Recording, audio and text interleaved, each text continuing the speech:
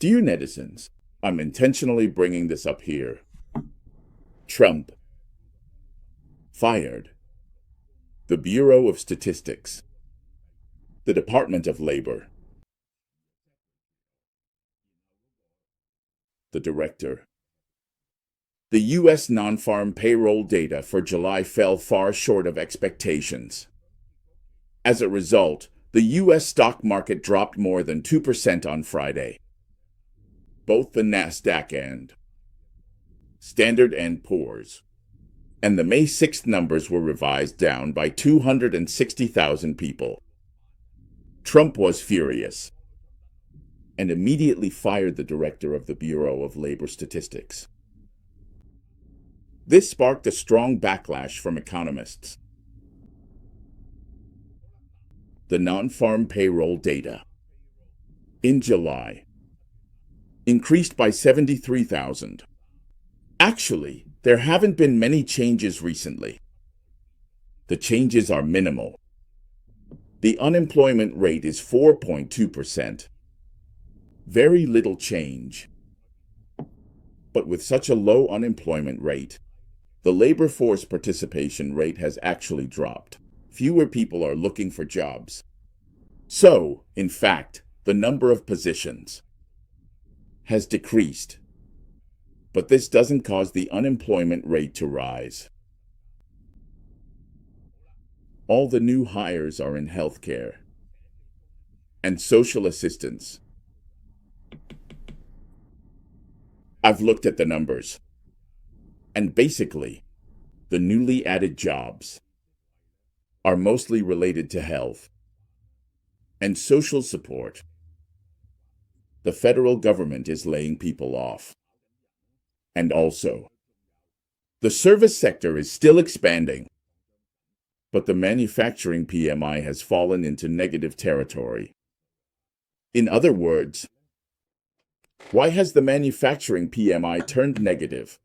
Is it because of some tariffs? That more people are hiring for American-made products? No, it's because when you manufacture in the U.S., a lot of raw materials or components still need to be imported, and those things have gotten much more expensive. When they become much more expensive, your production costs go up a lot. So, manufacturers start to hesitate. As a result, the PMI drops. For example, a lot of things require steel and aluminum. Steel and aluminum now have a 50% tariff. For auto parts from outside Canada and Mexico, there's a 25% tariff. All these are reasons why manufacturing jobs are declining. Let's take a look. At the past 2 months, the downward revision was only a bit over 10,000. This month, it's over 70,000. This line here represents 100,000. We can see there was a period when it kept going. These are all above 200,000. If you go back another year, it often exceeded 200,000. After that, it stayed around the 100,000 level. Now it's dropped down to this line. Just tens of thousands. Since 2022. Look at this line. This line here. In the middle of 2022 to 2023. The increase in non-farm employment was relatively large. There were common fluctuations. One time, it even exceeded 300,000 people. That was really impressive. Wow. At that time, you can't just calculate it like that, because there was a rebound after the pandemic, since a lot of jobs were lost. So, this line is 400,000 for more than 2 months. 300,000, 200,000, 100,000. Now it's below 100,000. Like this. Which means the job market is weak. But it doesn't necessarily mean we're in a recession. First, let me tell everyone, after 2024, there's a clear weakening, especially starting from December 2024. The numbers have stabilized below 100,000. Here in December, it started and clearly dropped a level. the red line on the chart, is this point right here, showing the trend over the past few months. Employment has become stagnant or slowed down. Stagnant or slowed down. That means the economy is no longer expanding. Economic expansion actually requires hiring people. Trump. While working on this article, he said, "I just found out. Let's take a look at our country's employment data." It turns out it was an official appointed by Biden, Dr. Erica McIntyre. This person, whether it's a judge or anyone else, he only asks who appointed them. He completely believes that as long as someone was appointed by them, they'll do something against his interests. She's the current commissioner of the Bureau of Labor Statistics, responsible for producing it. She fabricated employment data before the election, with the aim of trying to help Kamala Harris win. Here it is, who fabricated the employment data right before the election, accusing the other side of fabricating data without any evidence. Navarro went on TV for an interview, and he said this person, why should she be fired? Because she fabricated the data, those people said. You can't accuse someone of fabricating data without evidence. If you catch them with evidence, then you can say they fabricated the data. It's really simple. Just ask the people under them, and you'll know whether they fabricated the data or not. First of all, that data comes from a lot of subdata. Were those subdata fabricated? Those subdata, they involve a lot of people. You just need to see whether the providers of those subdata fabricated anything. Then, when the subdata is turned into your data, it goes through a series of screenings and calculations. Is there any problem in this process? If you want to prove someone fabricated data, you need to have evidence. That's a very serious accusation. He said we need accurate employment data. He said, that is, last year, he fabricated higher numbers. Then, after the presidential election, he lowered them. This time, she deliberately made the numbers lower to harm him. Isn't that strange? Let me ask you, why did she make the numbers higher in May and June, and then lower them now? On that day, she deliberately made the numbers high, and then deliberately lowered them to hurt you. Is that really the case? What do you all think? Is that really the case? I've already instructed my team to immediately fire Biden's political appointees. They will be replaced by someone more capable and more qualified to take their place, that is, Navarro. Someone asked him, does that mean any data you don't like is fake data? Now, yes, no matter what evidence you present, the MAGA people say, it's fake news. They won't even discuss whether the thing is true or not with you. They just say it's fake news. If it had always been like this, Nixon wouldn't have had to step down back then. The Watergate scandal could have been settled with just one line, fake news. Similar incidents have happened before.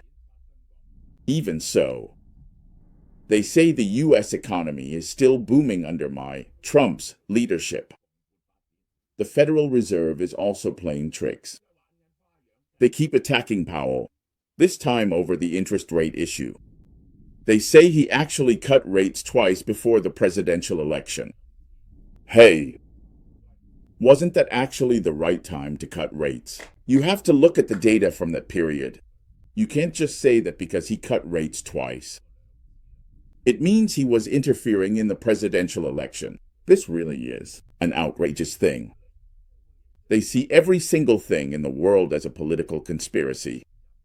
They don't believe there are any real professionals. They don't trust statistical data either. All the economists and statistics experts say that US data is the most transparent in the world and the most reliable. But he claims today's employment data is manipulated. Yes, to make the Republican Party and himself look bad. I just don't get it. Did they inflate the numbers in April and May to make things look good for you, and now they're lowering them to make you look bad? It's like, right before the 2024 presidential election, they added 818,000 jobs. And then later on, after the presidential election, they just brought the numbers down. It's a scam. Too late, Powell. There's nothing better. The good news is, our country is now even greater. Former Treasury Secretary Summers, who was once the president of Harvard University, said this is a sign of democracy turning authoritarian. Firing statistical officials is like threatening the editor-in-chief of a newspaper. It's the same as attacking universities, and it's like going after law firms that defend people the authorities don't like. This is really scary. I say, the cornerstone of our modern civilization is respect for the scientific spirit. The scientific spirit means everything must be based on evidence. Everything must be rational, not judged by conspiracy theories or by politics. Sodhi said, if you fire the head of the Statistics Bureau, it's like firing the editor-in-chief of a newspaper. Just because they published some news you don't like. Attacking universities for discussing certain issues. Attacking lawyers who defend your opponents, when lawyers have a duty to defend everyone. They are legal representatives. And that's part of justice. No matter how bad a person is, they still need a lawyer to defend them. The former BLS director said in the State of the Union that such actions are harmful. I don't see any legitimate reason to fire them. It would damage the entire statistical system and undermine public trust in the U.S. Bureau of Labor Statistics. When you lose that trust, everything becomes meaningless. You fall into the Tacitus trap. If you say they're fabricating data, you need to catch them in the act of falsifying data, and then prosecute them, not just fire them. If they really did falsify data, I'm telling you, they should be criminally prosecuted. Bernie Sanders. I've seen what he said. If you refuse to accept reality and then try to change it, you end up firing the person who brings bad news. This is what a totalitarian government does. This is what we call shoot the messenger. If someone tells you that you've lost a war, what do? I don't like losing wars, so I killed the person who told me we lost. Then, problem solved. This is something we Chinese consider the most ingenious trick, the highest level among the 36 stratagems. It's covering your ears while stealing a bell, deceiving yourself and others. Bernie Sanders. No, Mr. President. In America, you don't fire the head of the Statistics Bureau just because he produced a jobs report that you don't like. That's what authoritarian governments do. What dictatorships do. We need serious economists in these positions, not those who only tell you what you want to hear. There are similar examples in history. On January 6, 1937, the Soviet Union conducted a population census. The results showed the total population was only 162 million, instead of the officially expected 185 million. So what did they do? 10 days later, the central authorities labeled the census results as harmful and arrested and suppressed the statisticians in charge of the census center. as well as the heads of local statistics centers. They arrested them. Afterwards, they didn't publish the census results. Many statistical experts were arrested and executed. That was in 1937. It wasn't until 1959, some time after his death, that they were able to conduct another census 22 years later. Even population censuses could be handled like this. In 1959, at the Lushan Conference, Defense Minister Peng Dehuai publicly questioned the production figures of the Great Leap Forward. Hey, isn't it ridiculous to claim a yield of 100,000 gene per mu? Mao Zedong dismissed him as a right-leaning opportunist. The whole party launched a struggle against right-leaning opportunism. Dissenters were purged nationwide. Let me tell you all, this was Peng Dehuai. At that time, he told everyone that Mao Zedong was celebrating a bumper harvest, claiming yields of 10,000 gene per mu. Mao Zedong couldn't sleep for several days. I read about this in his nurse's memoir. He was extremely worried. What was he worried about? He wondered, with so much grain, where would we even store it all? But in the end, people starved to death. These things were acts of self-deception. And in the end, they reaped what they sowed. In January 2007, this person was dismissed from his post. It was the National Institute of Statistics and Census of Argentina. That January, the inflation rate was 2%, but they publicly announced it as 1.1%. The person responsible for the investigation was fired because the government wouldn't accept a 2% inflation rate. An annualized 2% would be 2.24%.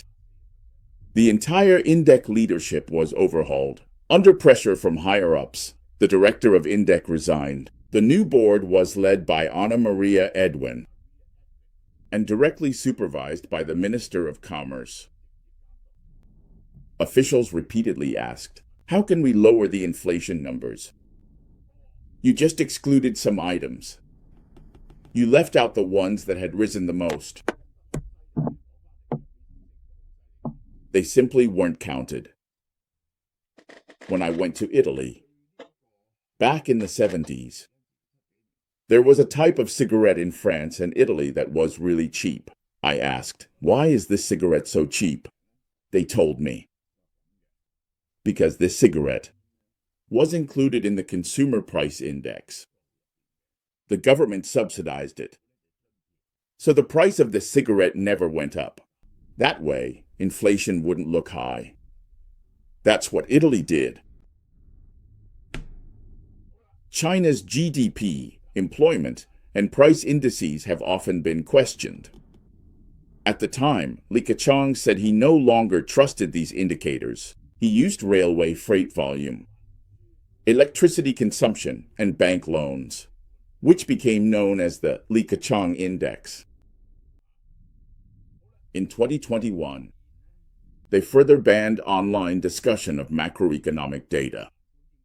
This has now become a state secret. Anyone who talks about this can be arrested. The authorities control over negative information. If it goes on like this, we'll make investors and international partners even more distrustful of the real state of China's economy. So what counts as falsification? You can tell right away when something is fake. China's data always matches its earlier forecasts exactly. If you look at foreign economists' data, it's often way off the mark. China is never wrong. If the growth is 5%, then it's exactly 5%. At most, they'll add a tiny bit. It'll never be 4.9%. It might be 5% or 5.1%. If you say that's not data fabrication, then it definitely is data fabrication. The most famous example, in 2023, was when the youth unemployment rate reached 19.4%. As a result, by August, they stopped publishing it. They changed the survey method to exclude students still in school from the sample, and only included young people who had graduated and needed jobs. They also changed the age criteria. So, They reworked the statistics and put them back in. Recently, no one believes China's official statistics anymore. China claimed a 5.2% economic growth in the first half of the year.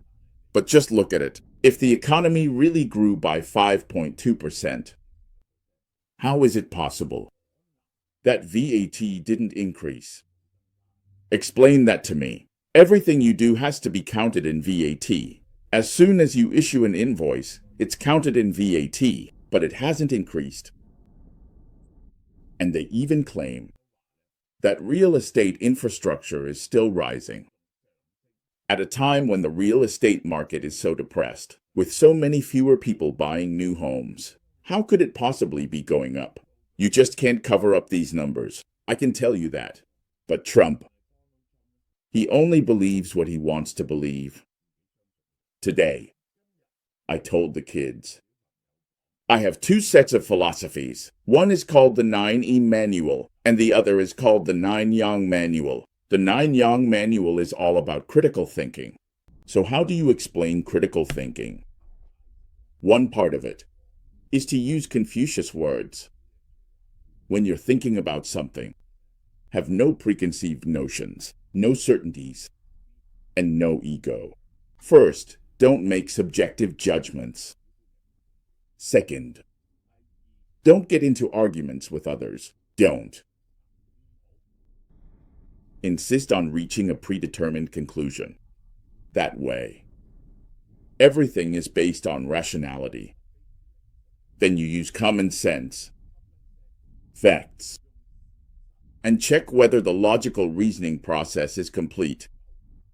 To analyze things, to put it simply, that's critical thinking. There's nothing that should be accepted as naturally correct. Everything in the world can be questioned. That's what we call critical thinking. Recently, the Pat Sin Leng incident has stirred up debate again. Honestly, I don't know what to say, because it's so one-sided, completely one-sided.